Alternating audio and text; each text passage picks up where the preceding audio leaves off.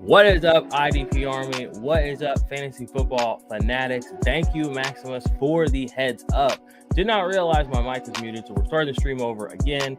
Like I said, welcome in. We are going to be talking about IDP updates, a much-needed IDP update to the rankings, and give you guys kind of an idea of where my head's at on some IDP players, and maybe look at some current NFL news as well. So thank you for being here. If it's your first time on the channel, we would love for you to subscribe to the channel, give us a thumbs up, and be sure to check out our podcast feed too. We have 4 separate podcasts across 2 different feeds. So we would love to have you over there following along on the podcast feeds. While you're there, leave a 5-star rating and review. That would be really awesome. We would appreciate that. It does a lot to, show support for the show and show people that, again, that we're putting out good content. We would, we like reading those reviews too. If a good one comes through or a bad one, we'll sometimes read those. So maybe you can get your review read on the show if you're interested in something like that. If you want to support the show or the channel and us, just in general, a little bit more, become a channel member. You'll have a chance to get in giveaways, IDP Army leagues. We're going to be giving out merch. We'll be doing, get access to all of our rankings as well and our advice. We pride ourselves in being, exclusive, highly specialized, interdisciplinary fantasy football players. We love Dynasty, we love IDP, we love best ball, and we play it all very actively, and we do well at it, and we create content around it and share our thoughts and ideas. So if you want to get in there with us and, get your hands dirty a little bit and really get after it, win some leagues, put some people on notice, join the membership, which is, there's a link in the bio for the channel. There should be a link too in the podcast feed. So check those out. We would love to have you there. Anything else I need to talk about before we jump into it? Now, let's just go ahead and hop into it. Like I said, we are going to be talking IDP players, some updates that needed to be happening.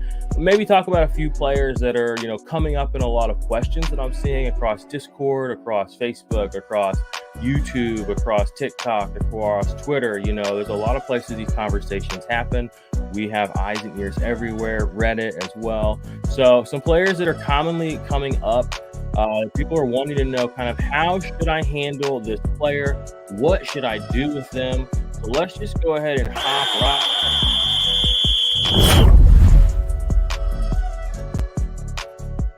All right. So the first player we are going to talk about is Drew Tranquil. He's moving from the Los Angeles Chargers to the Kansas City Chiefs, which is kind of disrupting, a potential sort of breakout, position, solidification of a position for Willie Gay. We know that Nick Bolton is going to hold down his job. He had an incredible season. He actually moved up in the index from the position he was in, or the tier he was in, from tier 2. He was one of the top tier 2 players. He's now in tier 1 across our Dynasty rankings, as he should be. But who's the guy who plays next to him? They brought in Drew Tranquil. It's a 1-year deal. The more I look at Drew Tranquil's stats, though, and this is all only available in the Ultimate IDP Index. Become a channel member and you can look at it. But Drew Tranquil really has had an impressive run the last couple of seasons. Much more impressive than Willie Gay. 978 snaps this season, 148 tackles, or 46 rather, 21 impact plays, and a pretty impressive 0.33 points per snap for Drew Tranquil. So when push comes to shove, the way I'm kind of viewing this, as I've been thinking about this a lot, Drew Tranquil, Willie Gay, if I can't get Nick Bolton, who do I want to attack? I think it is Drew Tranquil. And here's why. Willie Gay's contract situation, they drafted him, but it should be up soon, and he could probably be moving on. They did give Tranquil a 1-year deal, but I think if he does well, which I anticipate him doing well, they're probably going to keep him around. Again, if you go look in the index, he's been a very, very productive linebacker over the past couple of seasons. This was last year in 2021, 76 tackles, not quite the massive season. But again, a very healthy 0.27 points per snap. That's what you want to see in Dynasty.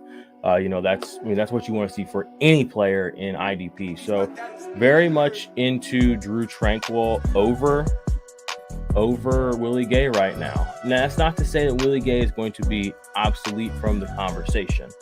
He could easily be picked up by a different team, the Steelers, somebody else, and he's going to continue to probably be fantasy relevant. But I think that Drew Tranquil should not be a forgotten asset or an underappreciated asset Don't let somebody like me, or some, sniff around and take him off your team too cheaply just because he doesn't have the clout per se as some of these other linebackers may be out here on some of these other teams. So that's who I want to talk about. Drew Tranquil. There's other players I want to talk about. Where am I in my notes here? Can't find him. Give me one sec, y'all. That's not it. Well, the other one of them was Willie Gay, but we just talked about him. There it is. Quincy Williams. So I'm going to pull him up in the index. This is another guy I think is being a little bit undervalued right now in the fantasy football community. Quincy Williams, again, it's just the name value. Let's go check him out. He did just get paid by the Jets. They decided to keep him on. But the thing to me is Quincy Williams has been very fantasy relevant for a little longer than I think we care to remember. Let me see if I can shrink this down a little. Make it a little more manageable here. All right, so let's take a look at Quincy Williams last season. Whoops. All right, 0.29 points per snap. Good. 793 snaps. That's fine. 106 tackles. Love that. 12 tackles for a loss. Solid number. Only one pass deflection. A little scary in today's NFL that you can't get your hands on the ball because the ball's whipping around out there. But you could sell it as some upside, maybe potential future gains to be had. But overall, what I wanted to bring up really Quincy Williams here is this is 2022, right? So he's had a pretty good year. Let's look at his former seasons. 2021, another pretty good season here. 0.27 points per snap. 9 tackles for loss. 5 pass deflections for Quincy Williams in 2021. That's very fantasy relevant. That's a very fantasy relevant player. Let's go back to 2020. A little less so. Only 89 snaps. Okay, this wasn't a perfect situation. But again, the points per snap staying very high, 0.27. And then you go all the way back to 2019.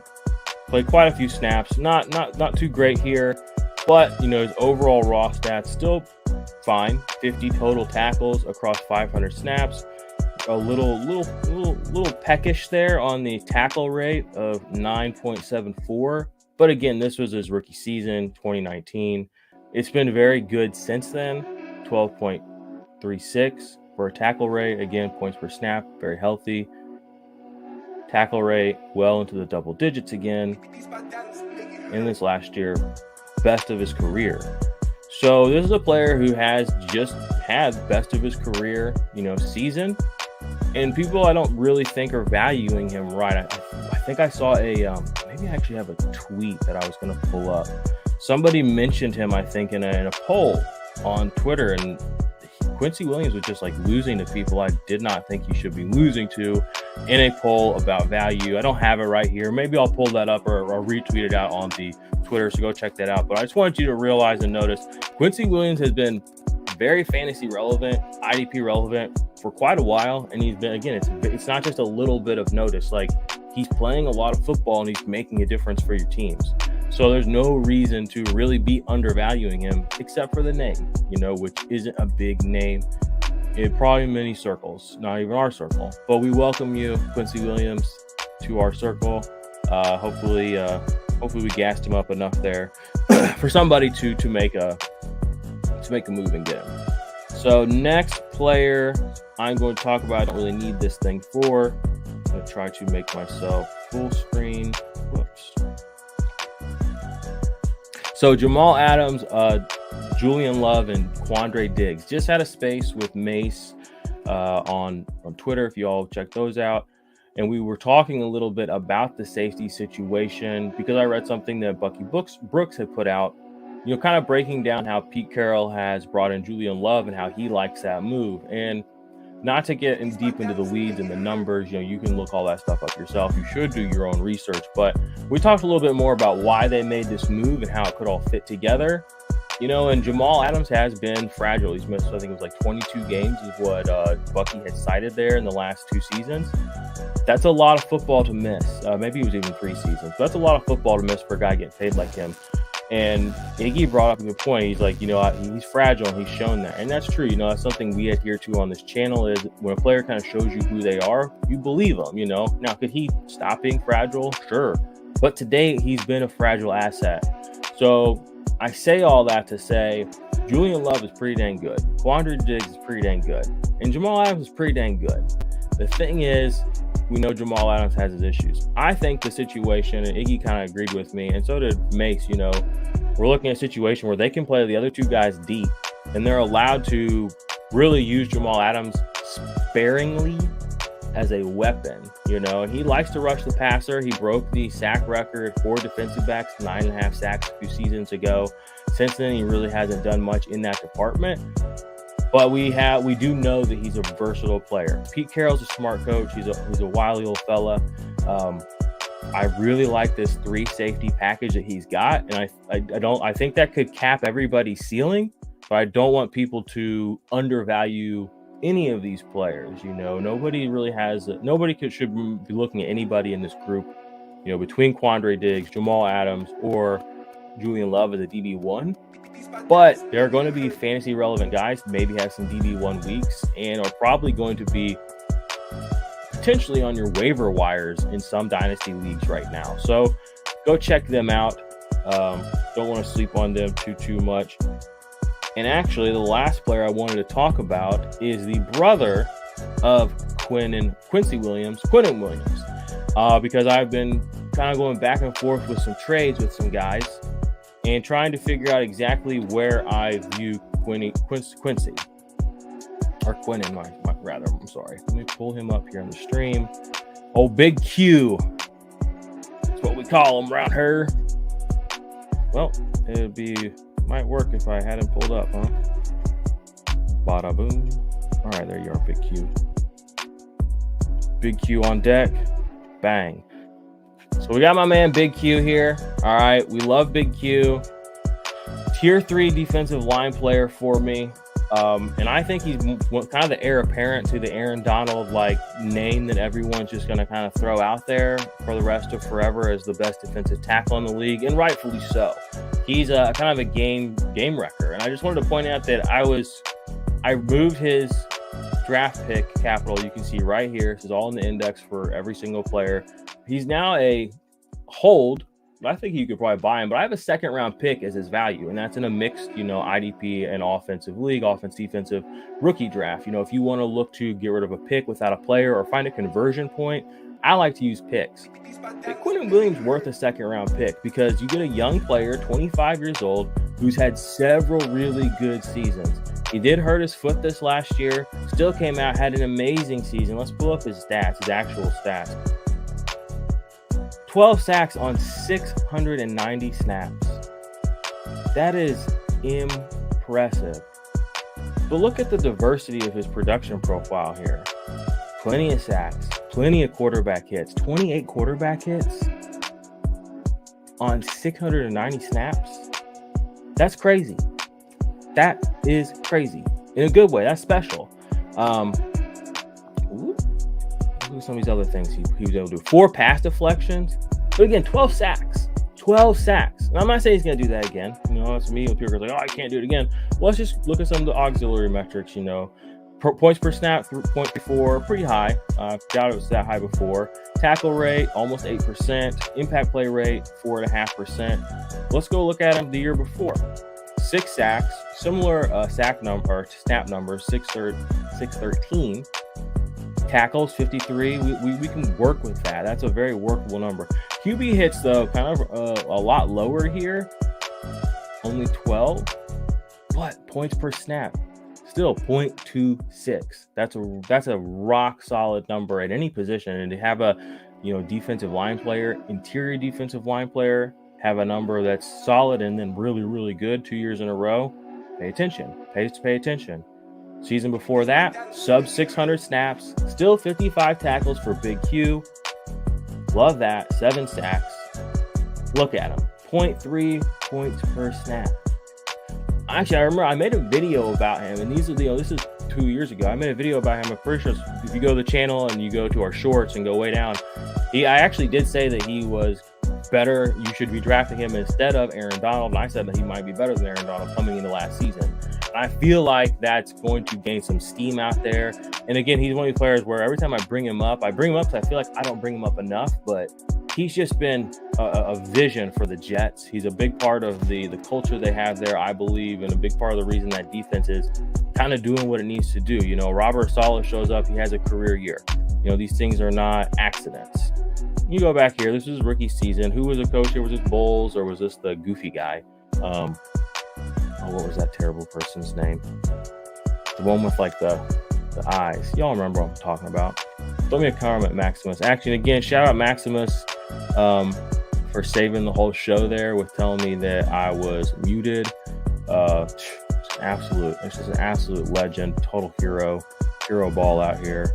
Unstoppable force. Shout out Maximus. All right, y'all. I don't really have much more. Like I said, it was going to be a short show today. I'm going to throw something up on the channel. I did recently cut out a section on some 3 defensive line players that I like this year for IDP. And I think I just posted that last night, but that was part of a larger podcast that I did with Scott Connor a couple of weeks ago on the channel. So if you want to go back and check out that whole pod, you should. There's some really good nuggets in there. But I'm going to try to cut out a few more pieces out of that one. But I wanted that 3DL patch to go. And I'm going to kind of show off a few more pieces of the index. I want you all to see what's back there and how it can help you research players. And that's, the ultimate IDP index. That's our ultimately, that's our main piece of intellectual property, intellectual capital, the thing that we help people with the most and most uniquely and most powerfully. But we do have, really good best ball rankings and really good rookie rankings and really good dynasty rankings, just like everybody else. But we have the best IDP stuff. So if you're looking to get into the game, join the channel. And even if you just want to support the channel, you get all that stuff with it, So if you join the channel, you get all of our rankings. We don't segregate it anymore. We dump it all on you. We give it to you raw. I gotta find a better way to say goodbye on these shows. So anywho, that's pretty much all for me, IDP Army.